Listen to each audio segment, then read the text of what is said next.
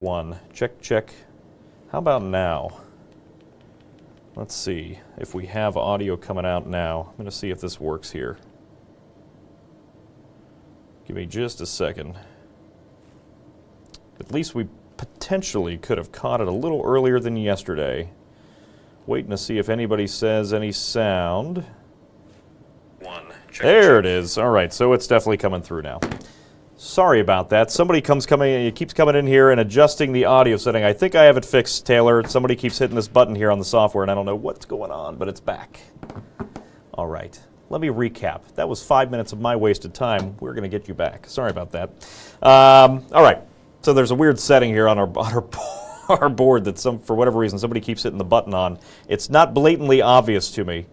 Because everything else from an audio standpoint, the audio board over here looks like it should be up and running. So I apologize again. Thank you for staying tuned, and I'm glad you didn't have to sit through 15 minutes of me trying to read my lips today, and it was only 5. So what I was getting at, I wanted to show you a quick recap what we saw outside with our severe weather outbreak. This is a composite of all of the individual severe thunderstorm warnings and tornado warnings that were issued by National Weather Service offices across the country on Friday's outbreak. 134 tornado warnings, over 700, almost 750 severe thunderstorm warnings. Take a look at what you note about this.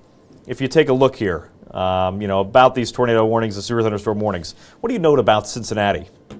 We were so lucky with this severe weather event as it pushed on through. Most of the worst of the storms died as they hit the tri-state or avoided us altogether. We had a string of tornado warnings, severe thunderstorm warnings just off to the south through Lexington, east of Lexington. We had, a supercell. That's a thunderstorm that just tends to persist a long time. It's very capable of tornadoes, producing hail as well and damaging wind. So we call them a supercell, right? It's a little different than a normal severe thunderstorm. We had one on the ground in southern Missouri that was producing tornadoes, or at least funnel clouds, right? Capable of producing a tornado, a string of tornado warnings for over 500 miles from central south of southern Missouri. That was the one that went through Ely, Kentucky. It was the one that eventually went through Somerset, Kentucky down here. And I know it's hard to see because that arrow is also yellow on yellow. And it went through London, Kentucky. That was, preliminary, that tornado specifically. The tornado would produce in Ely, Kentucky around this area through Somerset into London. That's now been upgraded to an EF4. They're still doing surveys with all the damage that's down there. We had another long-lasting, long-track supercell that was producing tornadoes all the way. The one that started in St. Louis, did all the damage in downtown St. Louis, went through Illinois. Marion, Illinois got hit. That was a preliminary EF4. Went through the Bloomington area, Monroe County, Indiana, near Lake Monroe. That was, I think, preliminary, last I checked, was EF2 damage. And then look what happens. It gets to the tri-state and it just fell apart, which is great. Now, we did have one confirmed tornado in our area yesterday, and that was in Ripley County. They confirmed a tornado, EF1. That was near the Penntown exit on I-74. So if you're familiar with the area, it's just the northeastern corner, basically, of Ripley County, about 2 miles northwest of Sunman. And if you're familiar with the area, it's right where that four-way stop is, by the interstate. Then you have 74, less than probably a quarter mile up the road. There's a gas station there and whatnot. That's where that tornado went through. Luckily, there was a little bit of damage, but no injuries, no fatalities from that. It was luckily a very rural area, and then it moved in just a sliver of Dearborn County. I'll show it to you on this next map. Here's our updated count for the entire year. 10 counties have seen a tornado in the tri-state this year. We only had one confirmed. Again, extremely lucky with how volatile the atmosphere was last week on Friday. One confirmed tornado, that was this one little green line over here, this EF1 in western Ripley County, into the little corner there, just across 74 into Dearborn County. So 10 counties altogether now on the list for tornadoes this year. In terms of the counts, again, several of these tornadoes are the same ones. We had 14 total, but some have crossed the county line. So Warren County, kind of the tornado capital of the tri-state so far this year at 4. Butler, Clinton, and now Ripley County all up to 3. Dearborn County on the board with 1 tornado. So luckily for us so far this year, we've been really lucky, not just with the last event, but all of our tornadoes so far this year haven't been impressive, I guess you want to say. I mean, EF1, it's nothing to bat your eyes at, but they've all been EF1 or lower in the rating department. So far, find a piece of wood and knock on that. Again, apologies for the audio issues. Thank you. All right, so Getting back to it, let's talk about today because we have another severe weather threat set to slide into the tri-state today. The morning stuff, as predicted, it was enough to be a nuisance, a real big pain, right, for the morning drive. It slowed things down. I think Stefano said we had like, what, 12 accidents this morning, 12 serious crashes. So, again, it's a mess. When it rains around here, people slam the brakes on.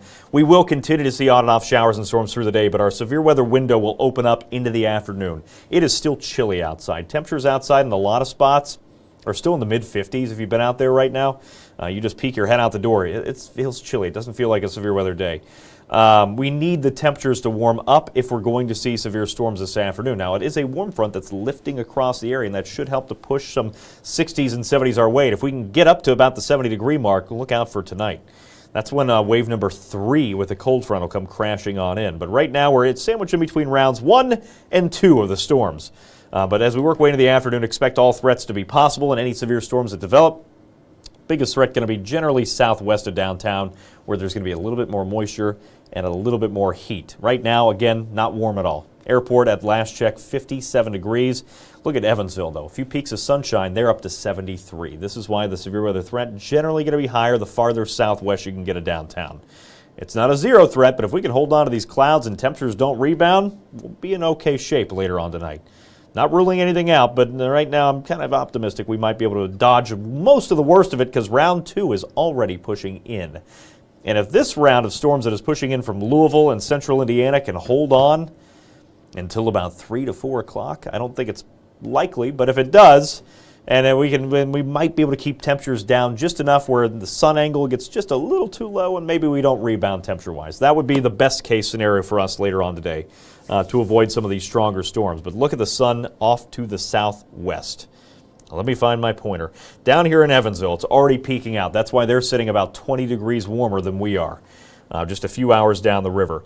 If this rain can hold on just long enough and this thick cloud cover can hold on long enough, we might be able to only get into the low 60s to mid-60s this afternoon. I have us at 70 just because it is a warm front. Not only are we going to have to, sunshine, but the south wind is helping to push some of that warmer air our direction. It will probably be here by later today, but that's me just hoping for the best, which is a rarity, so don't get used to that. Off to the west, again, a lot of clearing. This is round 2 that stretches from Louisville back down through central Tennessee. This is not the big show. The big show has just not developed yet. What we have off to the west, you can see that little pinwheel just to the northeast of Kansas City. That is our area of low pressure. It's quickly spinning off to the east. It's dragging a cold front with it. You can see it where the clouds kind of die out off to the west here in western Missouri. That's the cold front. This is where I anticipate round number 3 to start to develop, back here between St. Louis and Memphis here pretty shortly. Early afternoon, about 1 to 2 o'clock, we'll start to see those storms popping up. They won't be here in the tri-state until after sunset, whatever develops out that way. We have to get through round number 2. If we get a little bit of heating going on, you can see we already have some lightning strikes already trying to sneak into Owen County, but this one I just don't really see being all that strong or severe. I'll show you the high-res model that's done a really good job with timing and everything coming up in just a second to time this out a little bit better for you. Slight risk still in place to the tri-state. You can see where temperatures are expected to be a little bit warmer, where there's going to be a little bit more instability, a little bit more moisture, all the ingredients coming together with an enhanced risk down through southern Kentucky. Again, this is just bad news for them. They're still trying to recover. They haven't even finished the storm surveys yet in a few of those spots. Still haven't finished picking up the pieces, cleaning up. It's going to be a long recovery period down there in London and Somerset and Ely, Kentucky, and those areas. And they just have another threat out there today. Tornadoes a possibility, severe damaging wind a possibility, including some hail and some flash flooding. So that's where threat is going to be a little bit higher, just where we can clear out a little bit more. Here in the tri-state, it's still a slight risk. 2 out of 5. Again, generally that line is drawn the way it is at an angle because areas around and southwest of downtown, that's where we have the higher probabilities to see some of that warmer air move in ahead of line number 3 that'll push in later on tonight. So here's a live look. This is the composite radar, so it's not really, in high resolution. I can switch that real quick. But this is what we got going in. We'll jump around real quick, and I'll show you. Let me get this going. Down to the southwest, this is where that next line, again, round number 2, starting to slide in. Nothing severe with this, but it's more rainfall. Some areas have picked up an estimated 1 inch of rainfall already. A lot of areas, at least a ½ inch of rainfall. Pull that up on the map, and we'll show you the airport. At last check, that was about 8 o'clock this morning when I got in over here. Airport had seen Maybe this will work for me. Airport had already picked up a measured 0.4 of an inch of rain. Look at this. This is already, we haven't even hit the big show yet. A lot of rainfall coming down here in the last 24 hours. If I do some queries of this, you'll see. I believe this is going to be the 1 inch mark here between Hume and Northcutt. Yeah, almost 2 inches there. That's in southern Boone County. Kenton County, central Kenton County there between Piner and Claryville on the map. That's an estimated 1 inch of rain. New Liberty, working your way back down towards Owen County, almost 2 inches of rain. This is already, we have more to go. That's why flash flooding today is going to be a bigger threat than what we saw outside with Friday, which, again, we got super lucky. But, yeah, it's going to be just a little bit bigger of a threat today because these storms are going to have a lot of rain with them. They're going to be a little bit more widespread. The severe threat should be a little bit more scattered. The rain threat is going to be a little bit higher. And here's what we're dealing with for the next couple of hours. Between now and 3 o'clock, wave number 2 is going to be pushing through. A little bit of daytime heating there off to the south. You can see those storms are just a little bit stronger down to our south compared to not so much up here in the north where temperatures will still likely be in the 50s. If we can get this rain to hold on for just a little while longer, 3, 4, 5 o'clock, it will really take a lot of the energy out of the atmosphere for round number 3. This particular model does have skies, though, clearing out by 5 to 6. Now, that's good. Again, that's late enough in the day. We're not going to see temperatures rebound all that much here. But still, round number 3 arrives about 7 to 8 o'clock in our westernmost communities, a little closer between about sunset and 10 o'clock downtown. Sunset happening about 8:45, almost 8:50 now this time of the year. So get those longer days. That doesn't necessarily help us because as those days, the sun sets a little later, it gives more, opportunities for heat to build in through the day. And by 10 o'clock, that's when we'll see those storms rolling through, and those storms will linger. But look what happens there towards the end, right around midnight or so. I'm going to try to, wrong mouse, I'm going to try to get over here and back this up a little bit. You can see how quickly, after about 11 o'clock, these storms are really going to lose some energy. They're going to start to fall apart by 9, 10, 11, 12, and then working our way into the overnight hours, they'll fall apart altogether. They won't have any more energy left. What we'll be left with tomorrow is a dreary and drizzly and breezy day. Wednesday, not looking great. This is going to be a catalyst for a big change towards the end of the week. We're going to see a big cool down. I know, Memorial Day, we typically think of it sometimes as the unofficial start to summer. It will be anything but this weekend. If you're planning to get the boat out, open up the pool, you do not want to be sitting poolside with temperatures on Friday not getting out of the upper 50s in most spots. A little chilly towards the end of this week. Don't forget to download the app. Not only you get this hour-by-hour forecast, it's a great app to have. You get lightning notifications, you get severe weather alerts pushed right to the palm of your hand, and it follows you wherever you're going. So if you're going out, out of your normal area, you can have that phone, have the app follow you around, and it'll tell you when the alerts are in your area that you're in. If you're going out of town for a weekend vacation or something, a great app to have. And you can check that forecast anywhere. Estimated rainfall. Again, this is why flash flooding is going to be a threat tonight. I'll get to questions here in a second, or complaints, because I know it'll happen with day 2 of audio issues. At least I got it fixed quickly. I knew how to fix it this time. Rain, again, some spots could pick up another 1 to 2 inches of rain before it's all said and done today. Some of these storms will be training over the same area, so heavy rainfall threat if you're in a flood-prone area. It's not an extreme risk, but there is a risk for some of that flooding today. Be careful out there because those rivers and creeks, with how swollen, how saturated we've been the last couple of weeks, they could rise pretty quickly. Let's jump to the extended, and then I'll hop to questions. Working our way through Wednesday, dreary, drizzly. Thursday, another chance for some spotty storms, but I think there's going to be a lot of dry time there too. Friday and Saturday look pretty good if it weren't so cold. I say cold. We're talking upper 30s to low 40s Friday morning. I have us in the low 40s again Saturday morning. And Friday afternoon, I have us at 59 degrees. We should be at about 76. So about 15 degrees shy of where we should be or more. Working our way towards the end of this week, into this weekend. Not a great one, and on top of that, we have a lot of cloud cover outside. Increasing clouds for Saturday. This is a little change from the forecast yesterday. Sunday, there's another system that looks to clip us. Looks like the heaviest rain is going to be around in southwest of downtown, but just about everybody has a chance to see some showers outside on Sunday. This will mostly be early in the morning. You can see that is at 9 o'clock, and then by the time we hit the afternoon, we're drying out pretty quick. Temperatures aren't going to rebound all that much, so 65 by the afternoon. Still a good amount of lingering cloud cover into Sunday. Monday, at this point, looks mostly dry. Slim chance for some showers in our southernmost communities.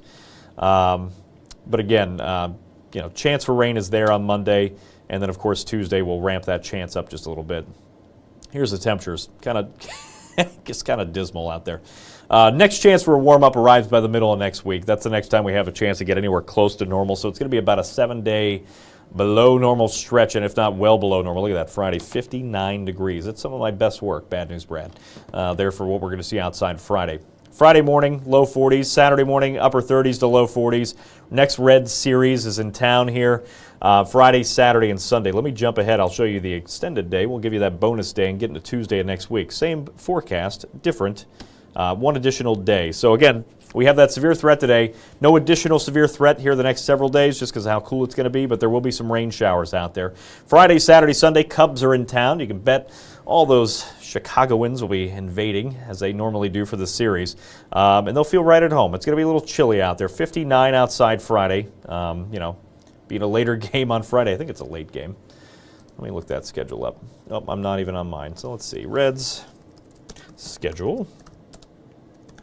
And I'll tell you the times because with all how busy I've been. By the way, Reds in 5 straight here. Good for them. They're back above 500 too. They play the Pirates tonight. Let's see here. I do not care about cookies. Keep on going. What do we got here? March, April, May. It is May 28th. Okay, so they're in Pittsburgh the next 2 nights. They're in town Friday. It will be a drone show and fireworks Friday, so a big night. Not bad for it. Just wear the coat, since it will be a late night, a 6:40 first pitch. You're going to be out there late. Temperatures are going to be dropping off fast. That's weird saying have a coat out there as we're working our way towards late May, but that's just where we're going to be. You'll probably want it. Don't wear the shorts, that's for sure. 6:40 first pitch there, drone and fireworks show Friday night. Saturday is a 4:10 pitch. Again, clouds will be building in. Not overly warm that day either, but at least it's a little earlier in the day. That should be over by about 6:30, and sometime between that game it'll be in the low to mid-60s, so not terrible. You probably don't need the coat, but maybe a jacket, just depending on your tolerance. And then Sunday, we'll see that rain early. Hopefully, and going back to this particular model, which is always pretty good, let's hop over here and we'll show kind of what's going on at 1:40 on Sunday for the Reds. Like I said, it's a mostly early threat there. That's 10 o'clock. Here is 1:40-ish, and most of that rain is south of the river at that time. So again, as long as we can get lucky and get some of that rain to push out a little sooner, we should be able to get that game started on time. But if you're heading down, downtown early, you want to get some coffee or some, lunch before the game. Could be a little dreary out there, at least for the game. Maybe a jacket, but either way. Then they're out of town again for a long stretch. They're in Kansas City and up in Chicago for the next week. So nothing more to worry about there.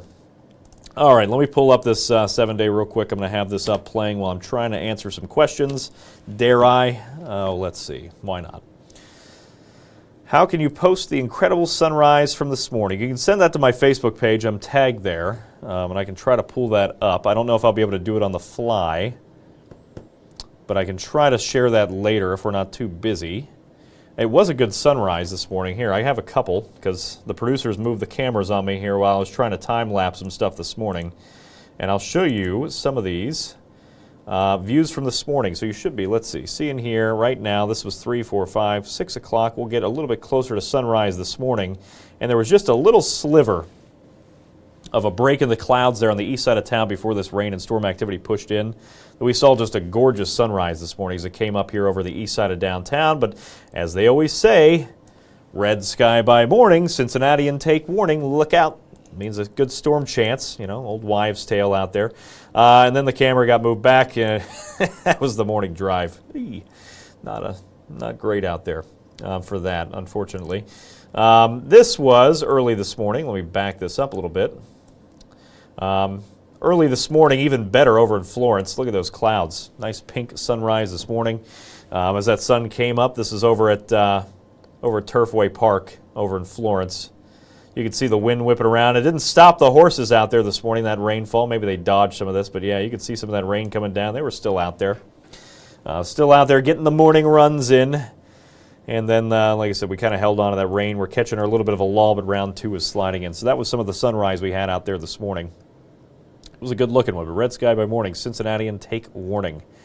I do check the Facebook comments, Elizabeth. She says, I wish they would check the Facebook comments. Oh, I do. Against my better judgment, I sure do. So sorry about the sound issues. Again, I will triple check that.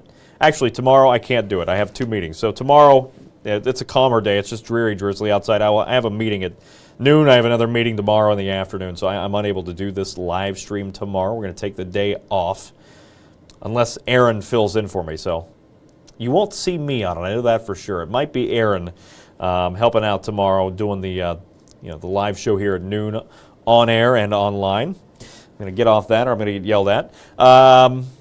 So let's see what else we have in here. Somebody asked about, let's see, no sound, no sound. Hear me now. Sorry again. I apologize. I'm an amateur. Let's see. Neighbors already have the pool open. Not going to be using it this weekend, I bet. Unless it's a heated pool. Even then, I don't know if I'd want to get out at that point because it's going to be chilly. Oxford, same like everybody else. Everybody has a chance to see the storms today. Let me pull up the severe weather threat map here from the old Storm Prediction Center. Generally up that way if we do not rebound temperature-wise. This goes out to who was just asking, let me see here, August, and they've updated this. This just updated as I've been sitting here talking, because earlier you saw that line was almost through downtown. So the Storm Prediction Center, they're based out of Norman, Oklahoma. They manage these maps. Really good at what they do. I've not been able, because I've been streaming on here, I haven't been able to take a deep dive and to see what's going on, but they have a good feeling that that the warm air will push in behind this warm front that's been pushing in. It's been giving us this first couple rounds of rain out there. You can see, let me just hop over to this, switch back to my regular radar.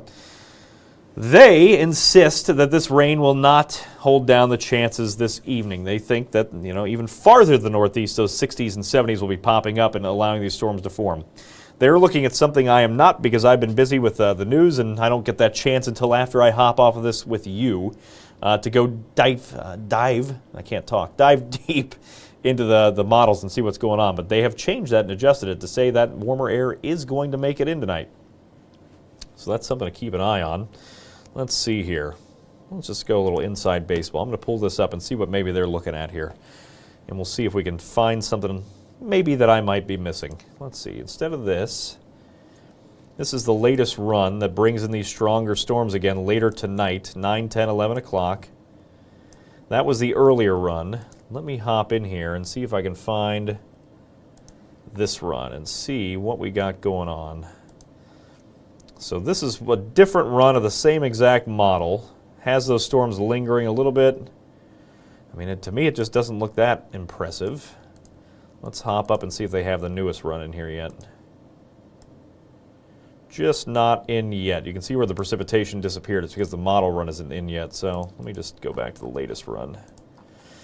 There we go. Yeah, so I mean, that chance is there.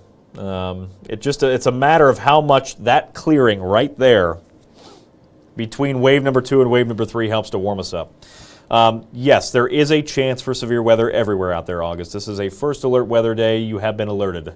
We were talking about this yesterday, the day before. I think Aaron was talking about it Sunday, this being another severe weather day. The potential is there.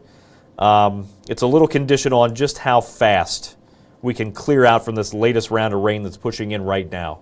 That it really all comes down to that. Mother Nature, I know. So everybody always says, Sarah's question is, why is Mother Nature finding the warmth so much this year? Everybody always says, Cincinnati, we haven't had a spring in years, right? It goes right from winter to summer and there's no breaks. This has been the most spring-like spring I think we've seen in a long time.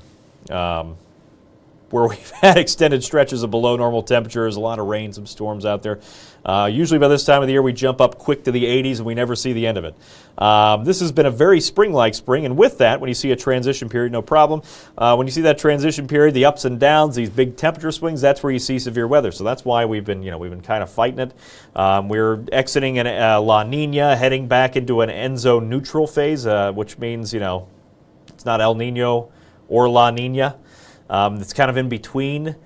So that transition phase might be kind of keeping things a little dicey here across the tri-state. Hard to tell. It's hard to pin it on anything specifically, but It's just been one of those years where we've seen quite a few tornadoes and quite a few severe weather events. So that is what we have on tap. That's round number 3 pushing in later tonight. I do not believe they will bump you to a level 3 because they do updates every 4 hours or so. And this will be the last update, more than likely, of that severe weather map. So somebody asked in Alexandria if they think they'll upgrade to a level 3. It's going to stay a level 2 where it's at for most of us. You can see they've added a sliver of our southernmost communities to the level 3, including, let's say, Owen County, Robinson County, Mason County, and over towards Lewis County. This does not include Mount Olivet, Monterey, Owensboro. It does not include Maysville. Really just a sliver of our southernmost communities. So it doesn't even include Beechwood. Sorry, I'm moving the map around real quick, but it does include Pequot. Does not include Mays Lick, but it does include Alhambra down there, and then a little bit, just a sliver of Lewis County as well, including the Harris area. Other than that, everybody else is a 2. If you're not in portions of Warren, Clinton, and Highland counties, they're all just that low end threat. Just because temperatures up that way are going to have a harder time rebounding. But the Storm Prediction Center has extended the slight risk. Again, I have to look at some things. I got to see what's going on to see why that might have happened. I'd assume most of it has to do with their banking on temperatures getting just a little bit warmer. But the last look at the temperatures I showed you, we were still in the 50s. To get to kind of severe weather fuel, we're talking 60s and 70s outside. At least mid-60s to get some really good storms out there. So again, this goes for most areas because I know the questions, I've unleashed the floodgates here. Everybody's going to ask about individual towns, just generally around and southwest of downtown. If you're in that area, including Aurora, including Alexandria, even though you're level 2, it is still a 2 out of 5. It's still a severe weather threat. So have ways to get the warnings outside tonight because all threats will be possible. 73 in Evansville, they're really banking on this clearing back here, moving in, and I'd be curious to see kind of what their reasoning is. I'd have to, again, that's an off-air thing where I'm going to have to go looking for it, but they're really banking on this clearing just west of the Louisville area, moving in time to see those temperatures rebound. So 2 out of 5, all threats are possible. Damaging wind going to be the primary threat. Flash flooding, something we're going to have to keep an eye on. And a few isolated tornadoes. I don't think they're going to be the long track variety that we saw outside on Friday. It's just going to be too cool for that, but the threat is there. So please stay aware as we work our way through the day because everybody will have a chance to see a stronger storm. All right, that looks to be all the questions I can find. It is now 12:33. I'll stay on here for a few more minutes and go back over a few things. If anybody has any questions here on Facebook, please shout them out. Let me see on my Facebook page if we got anything going on over here. I'm going to have to turn myself down. Let's see what we got. See if we got any more Facebook questions coming in. Thank you, Sharon, for the kind words. I don't have anything in particular there. Let me hop over to the Fox page and see. Maybe if I knew how to click buttons, this would be a lot easier. Oh, boy. There we go. Let's see. Fox 19 now is live. Let me filter through some of these comments and see what we got. These are the ones I've been rolling through, I think. Yep, so nothing new coming in there. All right, so Steve will be in soon. I'll be here all day and night if it needs, with some updates. Steve will be back on Facebook, too, streaming later on this evening. I'll be back on the air at 3 o'clock and 4 o'clock. Going to try to sneak in a lunch here. Might be a vending machine day. We'll see how things go. Try to sneak in at least a little bit of a lunch out there before the storm threat starts to ramp up. Currently, again, nothing severe in the area, but let's just back this up an hour, and you'll see.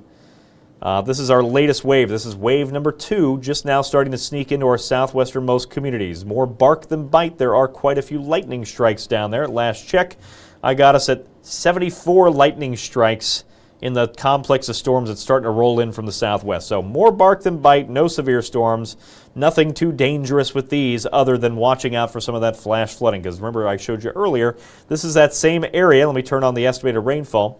Some of these areas have already picked up 1 inch of rain. So when you start to see that kind of brownish, not brownish, but yellowish shade of, popping up on the screen near New Liberty, just to the northwest of Crittenden, that's almost 2 inches of estimated rainfall coming down already in those 2 spots. So adding more to that, obviously an issue. So watch out for high water. That could come up pretty quick with the storms outside today. That's an increased threat compared to what we saw outside on Friday, but nothing severe with these yet. Likely not even gusty winds outside, but some torrential rain there. New Liberty, Owenton, back down just to the south and outside of Owen County there near Suterville.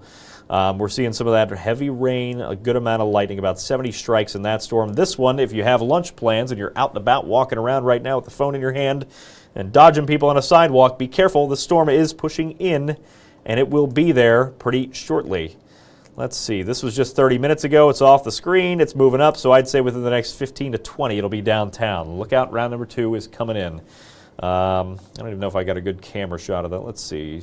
Turfway might have a view of that. Yeah, you can see the sky's getting a little bit darker over there.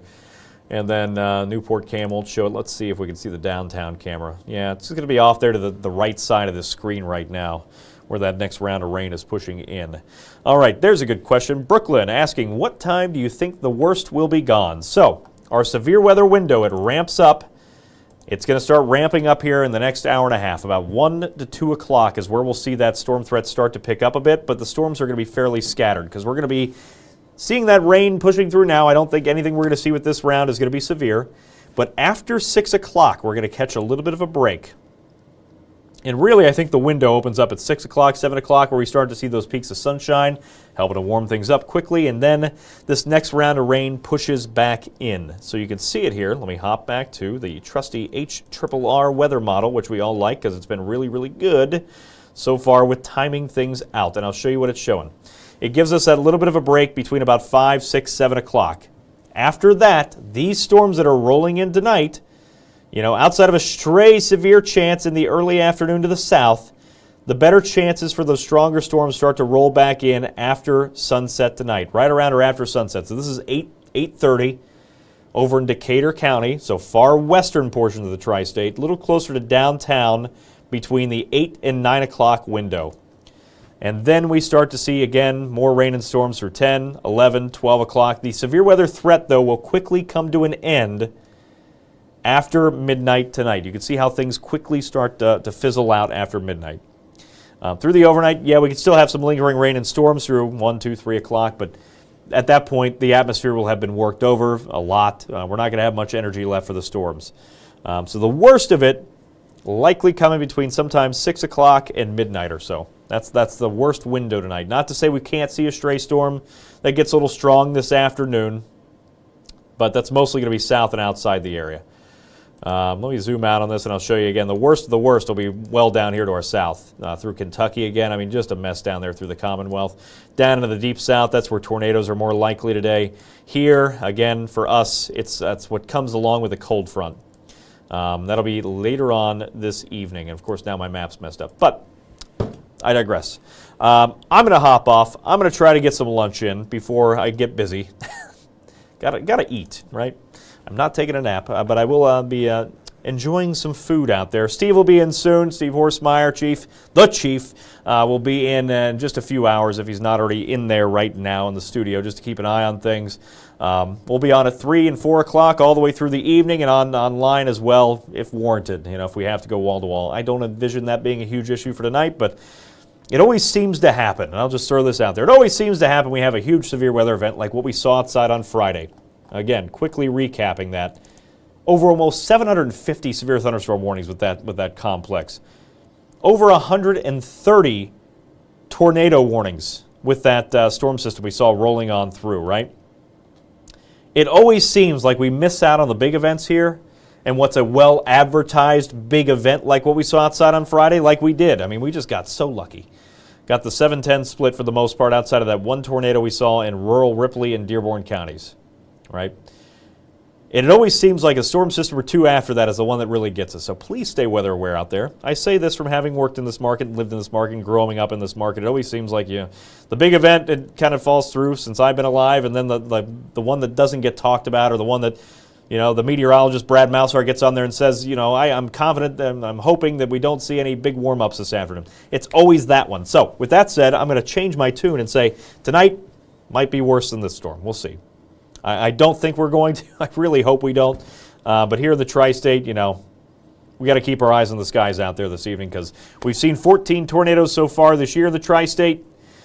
We had one more from the last event. Hopefully we don't add any more to this map through the night tonight. Damaging winds should be the primary threat. Hail, flash flooding is an increased threat tonight with how saturated we've been, and of course a tornado. They're going to be isolated, but it only takes one isolated tornado to have big problems. Just like the rain this morning, it wasn't severe pushing in, but it caused problems. So it only takes one tornado in a populated area to cause some real problems. So keeping an eye on this tonight. We'll have more as the evening goes on. Thank you again for watching. Thank you for the 5 minutes that some of you put up with me, again, with more audio issues. That was awful.